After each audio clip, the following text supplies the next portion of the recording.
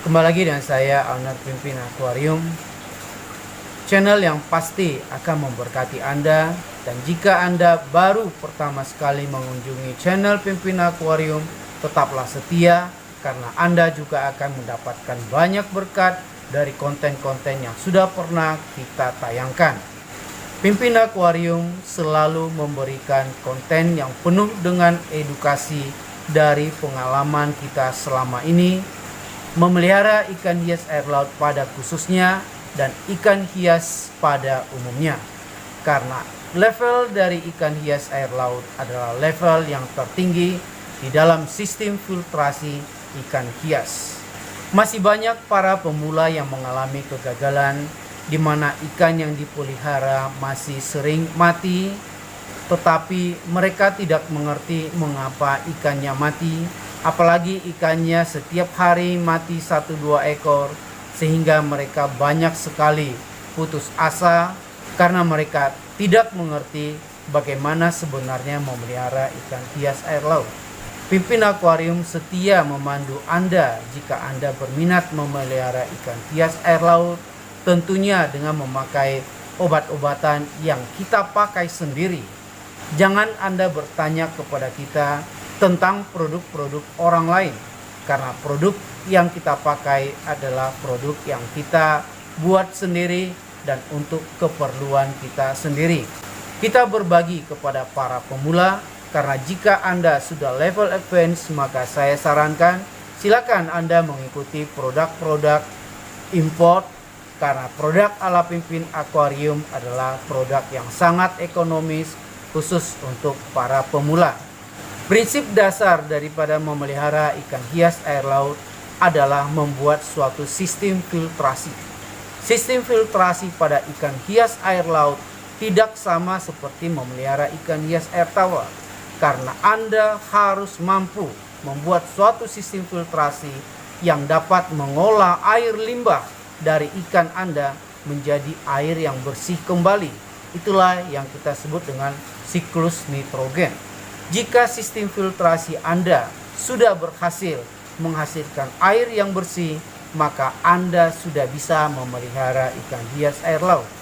Sistem filtrasi yang paling tepat pada ikan hias air laut adalah sistem filtrasi biologis dibantu dengan sistem mekanikal.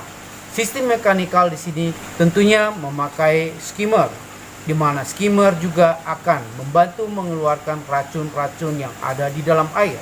Pimpin Aquarium sudah memasarkan skimmer ala Pimpin Aquarium yang sangat murah meriah dan sangat bermanfaat dan berfungsi ganda. Anda boleh mengikuti konten sebelumnya. Kita lanjutkan pada biofiltrasi.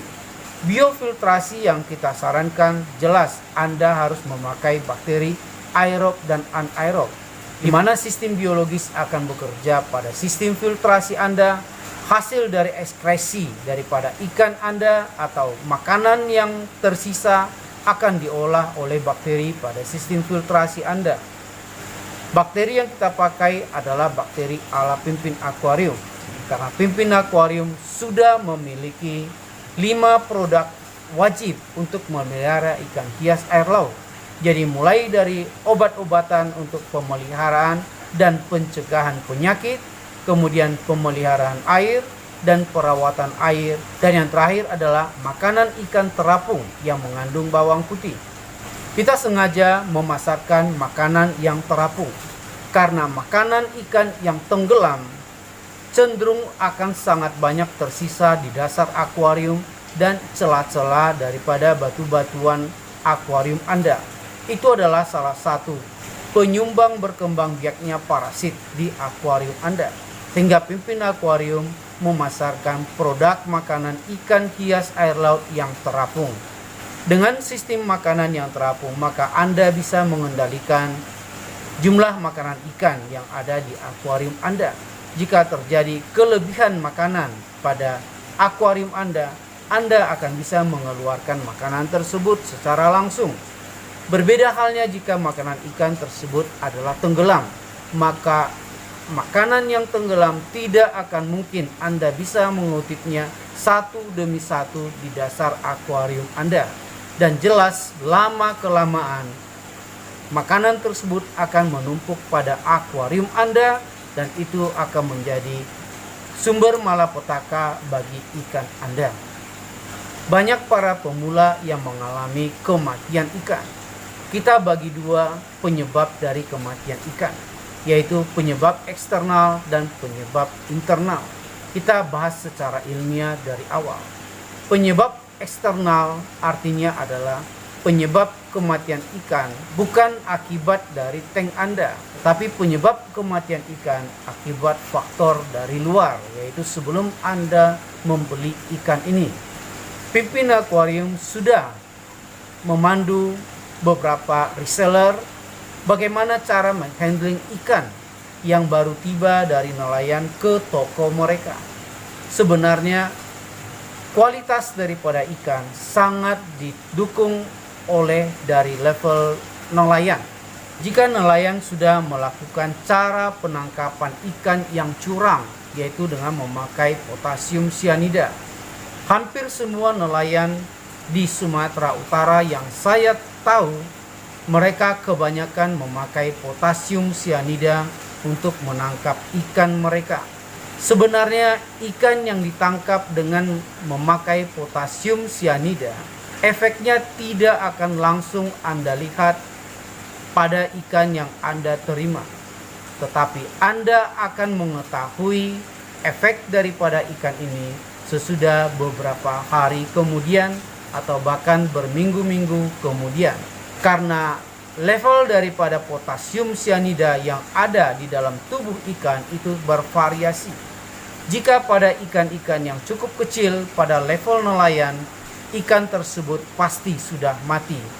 Itulah sebabnya ikan dari Sumatera, khususnya dari Medan, Anda tidak akan mendapatkan ikan-ikan yang jenis kecil. Karena kebanyakan ikan-ikan jenis kecil itu sudah mati pada level nelayan. Hanya beberapa persen saja nelayan yang masih jujur mau menangkap ikan dengan memakai jaring. Tetapi kebanyakan nelayan memakai cara yang curang untuk menangkap ikan hias air laut. Itulah sebabnya banyak sekali ikan-ikan dari Sumatera yang dikirim ke Bali, dikirim ke Jakarta. Efeknya baru kelihatan pada listerer-listerer yang ada di Jakarta dan di Bali. Karena efek dari potasium sianida seperti saya katakan tidak secara langsung terlihat, karena racun potasium sianida tersebut perlahan-lahan bekerja merusak organ dari tubuh ikan.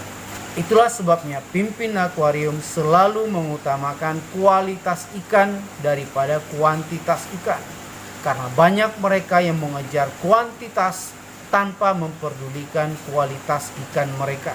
Anda bisa lihat jumlah ikan yang dikirimkan dari Sumatera ke Jakarta dan Bali itu ribuan ekor jumlahnya dan hanya didapat dalam waktu yang sangat singkat, yaitu dalam cuaca normal mereka bisa menangkap ikan dalam 7 hari dalam jumlah ribuan ekor, dan ikannya Anda bisa lihat tidak ada bekas dari jaring.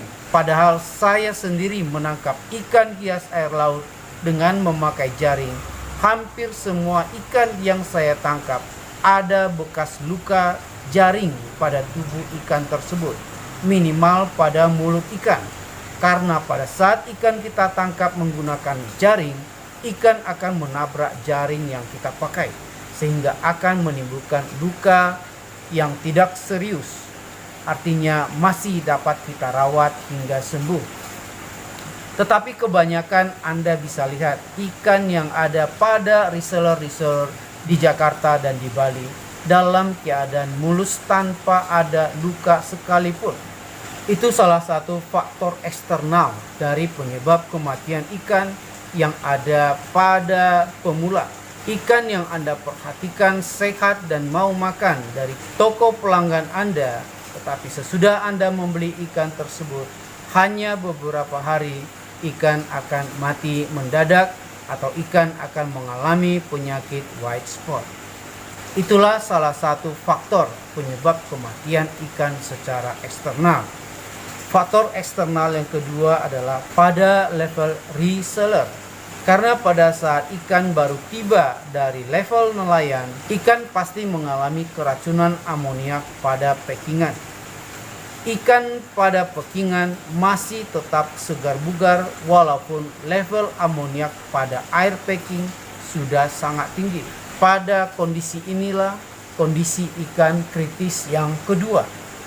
Jika reseller tidak mengerti bagaimana menghandling ikan yang dalam kondisi air yang full amoniak, maka ikan tersebut juga bakal akan mengalami kematian. Jika Anda pernah memperhatikan bagaimana cara reseller merawat ikan yang baru tiba, kemungkinan Anda bisa melihat beberapa reseller tidak melakukan aklimasi. Ikan yang baru tiba langsung dimasukkan ke tank pajangan mereka. Sebagian besar ikan tersebut akan tertidur lemas, bahkan ada yang pingsan. Artinya ikan sedang dalam proses amoniak burn, di mana ikan mengalami shock akibat perubahan kimia air, di mana air packing full dengan amoniak, sementara air pada toko tersebut amoniaknya cukup rendah. Itulah beberapa faktor penyebab dari kematian ikan yang Anda beli. Walaupun ikan Anda perhatikan pada toko tersebut sudah menerima makanan, bergerak cukup lincah, tetapi pada saat Anda membawa pulang ikan tersebut hari demi hari bermatian satu demi satu pada tank Anda. Ini kematian ikan akibat faktor eksternal. Itu bukanlah kesalahan Anda sebagai seorang pemula. Pada kondisi inilah Anda harus jeli untuk memilih ikan yang Anda beli dari toko pelanggan Anda. Anda sangat membutuhkan toko yang mengerti bagaimana menghandling ikan dari level nelayan hingga sampai pada toko tersebut. Jika Anda mendapati toko yang tidak mengerti bagaimana menghandling ikan, maka sebaiknya Anda urungkan membeli ikan dari toko tersebut. Jelilah Anda memilih toko-toko tempat Anda membeli ikan. Jadi akibat faktor eksternal Anda sudah pahami. Semoga tayangan ini bermanfaat bagi Anda. Terima kasih Anda sudah mengikuti channel Pimpin Aquarium.